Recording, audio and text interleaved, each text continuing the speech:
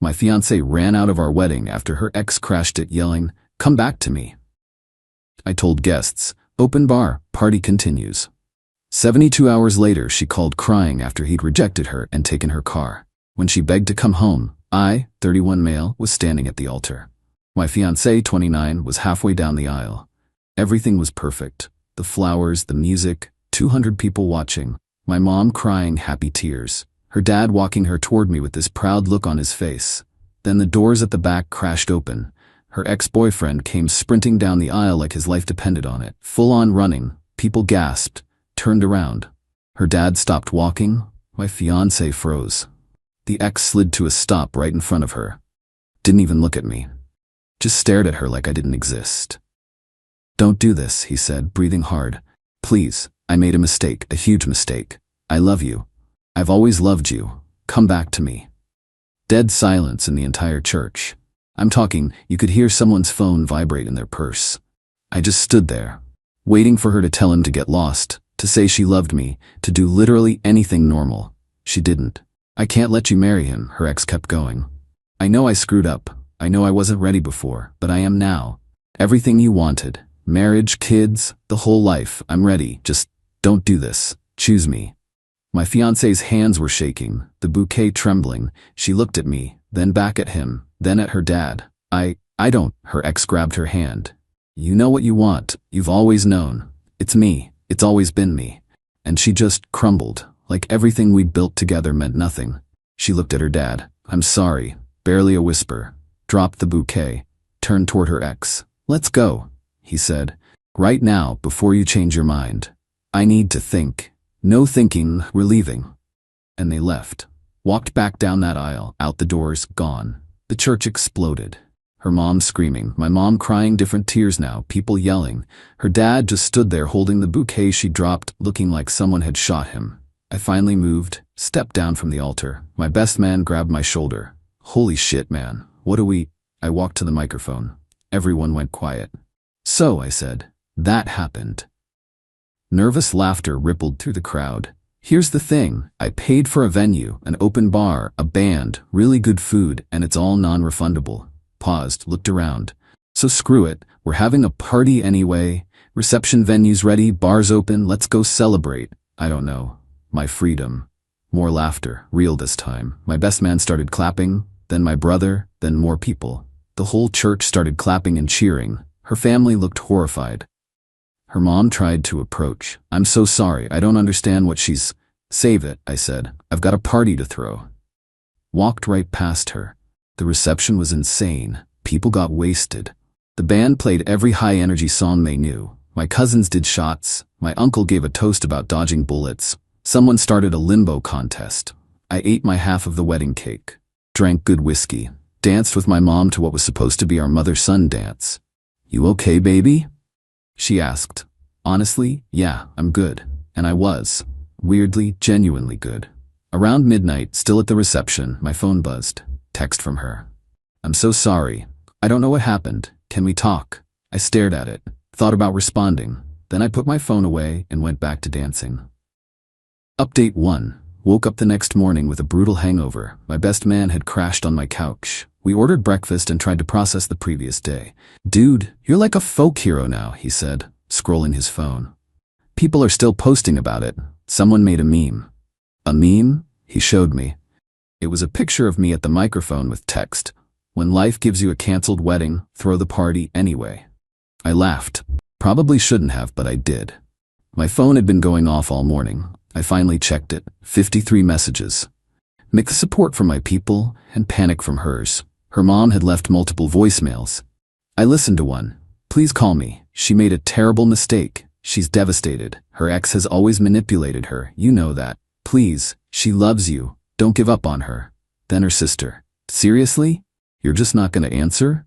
She screwed up, but she needs you. Call her back." Then her. "Baby, please." I panicked. Seeing him there, hearing him say everything I'd wanted to hear from him for years, I just lost my mind. "But I love you. I want to marry you. Please, can we just talk?" I didn't respond to any of them. My best man watched me delete the voicemails.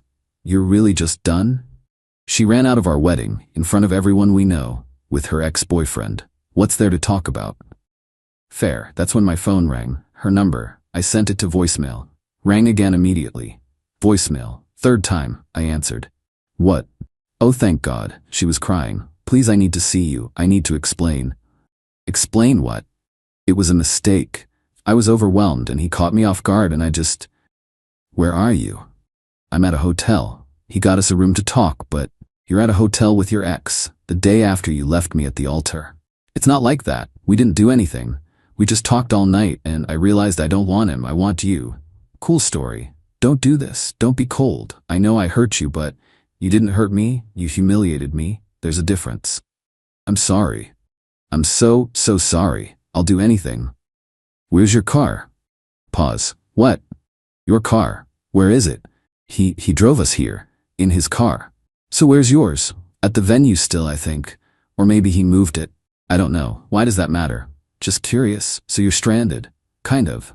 My phone's dying. I left my purse at the church. I don't have money for an Uber and he's not answering his door. I think he left.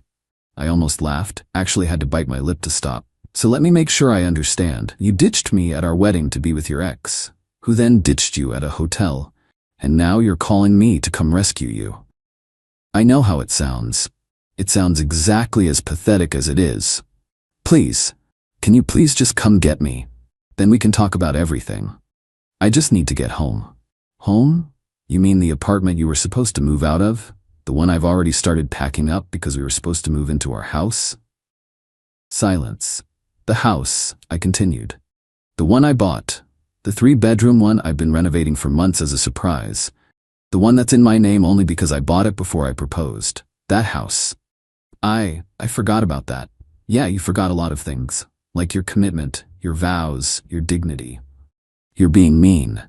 I'm being honest. Where am I supposed to go? Your parents' house, your sister's place, the hotel room your ex rented. Literally anywhere that's not my problem. I can't believe you're doing this. I can't believe you're surprised. I made one mistake, and it was a big one. Deal with it. Hung up. Blocked her number. My best man was staring at me. Savage. Too much? Nah, she earned it. Over the next few days, the messages kept coming through other people. Her friends, her sister, her mom, all the same basic message with different wording. She's sorry. She made a mistake. She needs your help. Please talk to her. I ignored all of them. Then, her dad called. I actually liked her dad. Solid guy, I answered. I'm not calling to defend her, he said right away. What she did was inexcusable. I'm mortified. Okay, but people are asking about the wedding gifts and the deposits on everything. We need to sort out the practical stuff. He was right. Gifts from your family, keep them or return them. I don't care. Mine go back to my people. Deposits in my name stay with me. Anything in her name is her problem. That's fair. And the house? What about it? She's gonna need somewhere to stay. She can't live with us long term. Not my problem. The house is mine. She's not on the deed. She's never even seen it finished. I understand. Just thought I'd ask. She can figure it out. She's an adult who made an adult decision. He sighed. You're right. She made her bed. I'm sorry. You're a good man. She's a fool. Thanks. After we hung up, I sat there thinking about the house. The place I'd spent months fixing up. New kitchen, refinished floors, fresh paint, the master bedroom I'd imagined us sharing. Well, guess it was all mine now. Silver lining. Update 2. About a week later, her mom showed up at my office. Security called. There's a woman in the lobby asking for you. Says she's your ex-fiancée's mother. Tell her I'm in a meeting. She says she'll wait. Of course she would. I went down. She was sitting in one of the lobby chairs, purse in her lap, looking determined. We need to talk, she said when she saw me. No, we don't. Yes, we do. You need to forgive her. I actually laughed. I need to? She's staying with us, sleeping in her childhood bedroom. She cries all day. You're destroying her. She destroyed herself. Her ex manipulated her. He's always been toxic. He convinced her to sign over her car to him. Wait, what? Her car. He said if they were going to make it work, they needed to share assets. So she signed the title over to him. Then he disappeared with it. I should have felt bad, should have felt something. I didn't. That sucks for her. Her mom's eyes went wide. That's all you have to say? What do you want me to say? She's an adult. She made choices. Now she's living with consequences. You could help her. Why would I? Because you loved her. Loved. Past tense. She killed that when she walked down the aisle, away from me. This is cruel. She made one mistake, one massive, public, humiliating mistake, in front of 200 people at our wedding. So you're gonna punish her forever? I'm not punishing anyone, I'm just not saving her. Big difference. Her mom stood up, got in my face. She needs you. Don't you understand that? She needed me at the altar. She chose differently. Please, just talk to her. Hear her out. You two can work through this. No. Why not? Because I don't want to. Because she made her choice. Because I'm done. You're being childish. I'm being smart. Security was walking over. I waved them closer. This woman is leaving. Her mom's face went red. You're having me removed? You showed up at my workplace to berate me about your daughter's terrible decisions. Yeah, you're leaving. Security escorted her out. She was yelling the whole way about how heartless I was, how her daughter deserved better, how I'd regret this someday. I went back to work. My boss called me in later that day. Everything all right? Got a report about a disturbance. Ex-fiancée's mom, from the wedding thing. Ah, the party wedding. That was legendary, by the way. Thanks. Just keep the personal drama out of the office moving forward, yeah? Absolutely. That night, another unknown number called. I almost didn't answer. Stop being a stubborn ass and talk to my sister. Her sister. How'd you get this number? Doesn't matter. You need to have a conversation with her. No, I don't. She's falling apart. She barely eats. Doesn't sleep. She's a mess. Okay, that's it. What do you want me to say? That you care, that you're worried, something. But I don't, and I'm not. How can you be so heartless? Years of practice, apparently. She loves you. She loved her ex more, at least for that moment, and that moment happened to be our wedding day. People make mistakes, and people live with them. You're impossible. I'm consistent. She made a choice. I'm making mine. Moving on. After 1 week? After the best week I've had in months, actually. That's messed up. What's messed up is everyone acting like I'm the villain here. I didn't do anything wrong. I showed up. I was ready to commit. She ran. She was confused. Being confused doesn't give you a free pass to humiliate someone and expect them to just take you back. Her sister was quiet. Then, she's asking about the house. What about it? Can she stay there? You have 3 bedrooms. I laughed. Hard. Absolutely not. Why not? Because it's my house. I bought it. My name, my money. She has zero claim to it. But you bought it for both of you. I bought it for my future wife. She made it clear she doesn't want that job, so no house. You're unbelievable. I'm practical. She hung up. The harassment continued through my own family. My aunt called. Her mother contacted me through Facebook. Great. She wants me to talk sense into you. There's no sense to talk. I'm already being sensible. The girl is genuinely sorry. Aunt, I love you. But stay out of this. I'm just saying, everyone deserves a second chance. Not everyone. Not for everything. This isn't a second chance situation. This is a you showed me who you really are situation. You're really not going to forgive her?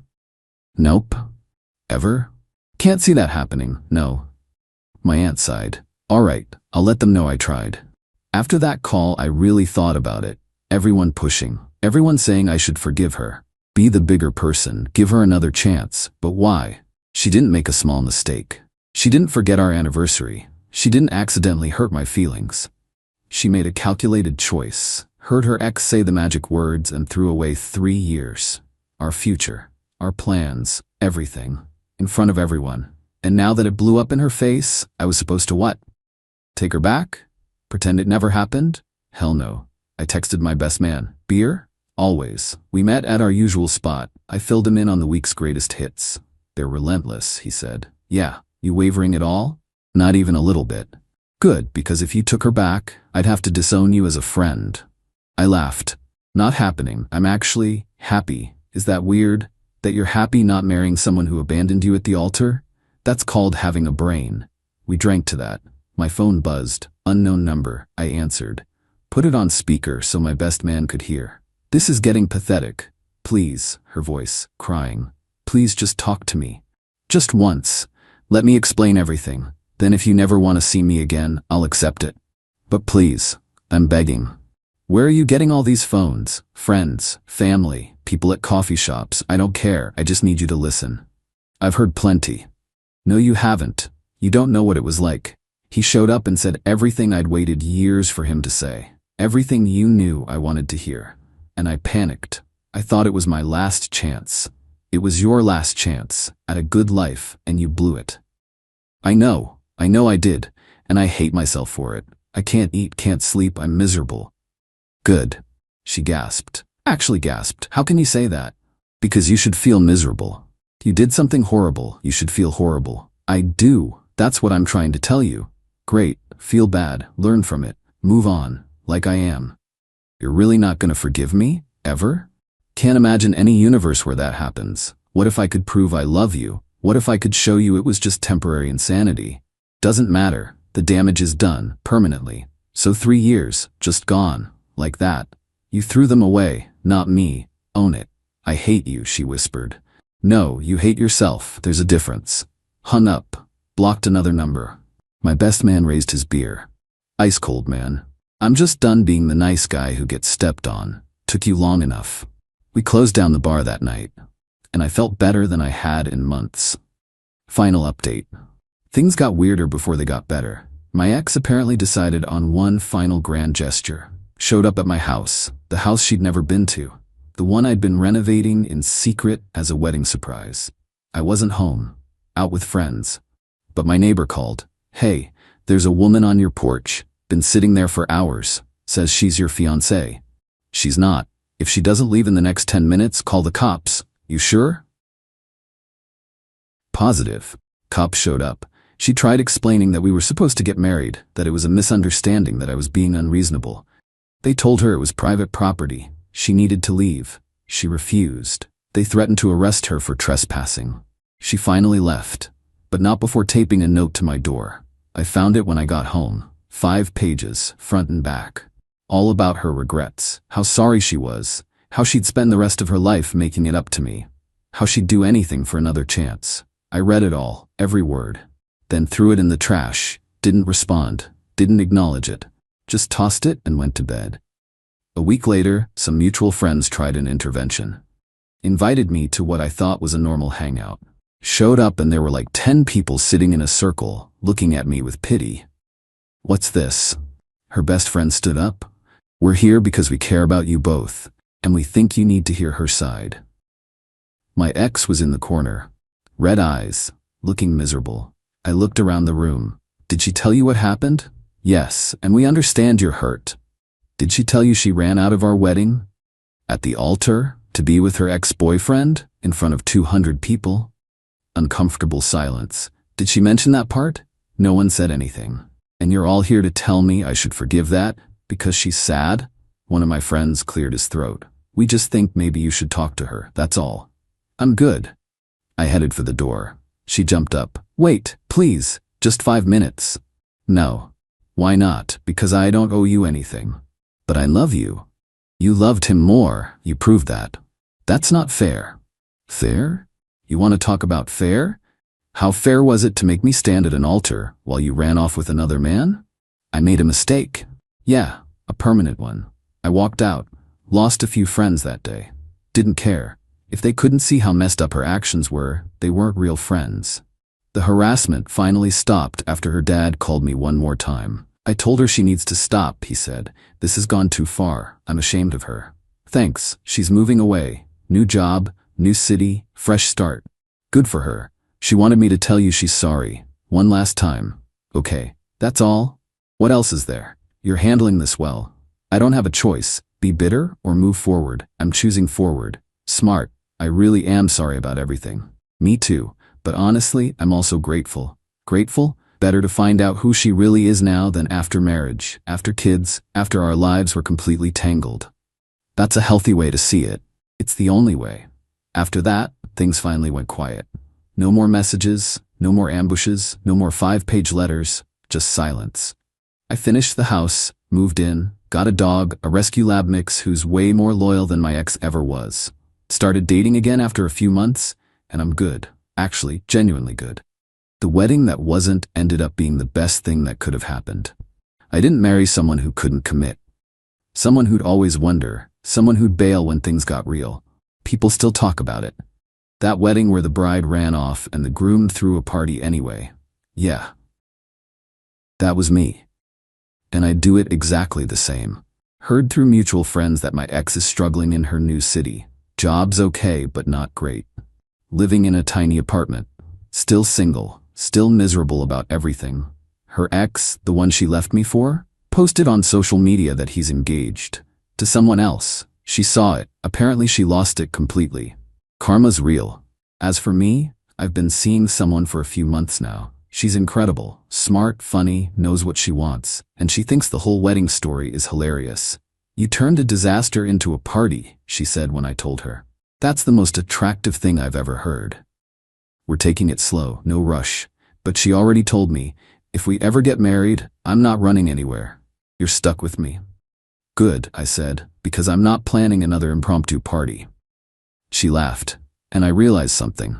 I actually believe in relationships again, just not with the person I thought I would. Sometimes the best revenge isn't some elaborate plan. It's just living well, moving on, being happy. My ex wanted me to chase her, to fight for her, to prove my love by taking her back after she humiliated me. I did none of that. I let her live with her choices. Let her see what life was like without me. Let her understand exactly what she threw away. And I moved on to someone who actually values me. That's the real victory. Not that she's unhappy, but that I'm genuinely happy. She's just gone, living her consequences. Exactly where she chose to be when she ran down that aisle.